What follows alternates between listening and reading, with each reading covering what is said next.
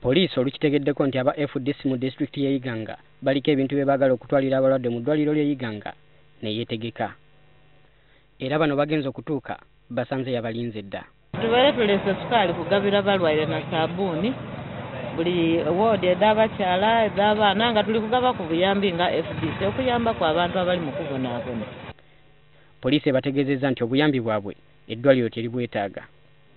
But for us, we are here on invitation by the hospital administration that a group of people want to come and issue food stuff and other items to their patients. Yet they have not given them what? Permission. Well, the hospital has never given them permission. It was on condition that they get a clearance letter from the security officers. Twamuwe baluwa ngenda kuva omwezi musanvu yataako ne stamp sekretary we tiidi obunafu obaire mu office ye obairega. Wano wabadde okuwanyisiganya ebisongovu.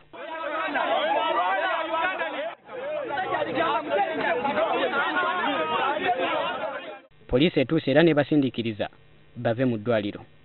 The hospital has refused, so there is no way you can enter there. Move your vehicle out. Mu bintu bye batutte mubaddemu sukaali, omunnyo, sabbuuni ne kalundu omulala mungi. Babalwadde bavumiridde poliisi ku ky'okubalemesa olunaku. Aye ekirintu kyakugabira abantu kuba eva batugabira sukaali abasiraamu baida n'abalokole baatuwa sukaali. Aye tuwabaawo obuzibu bwonna lwaki ono bali kumulobera. Bampe ku kakoota mala n'omwaka ketinwire omwana wange ali mu siniya firi aye n'emmere enzira. Kyokka akulira emirimu mu ddwaliro Yidi Bateganya agamba nti bano babadde balina okuddamu okufuna olukusa nate. Akulira FDC mu kitundu kino Sulaiman Magumba agamba nti bagenda kukozesa obukodyo obulala okulaba nga batuuka ku bantu abali obubi.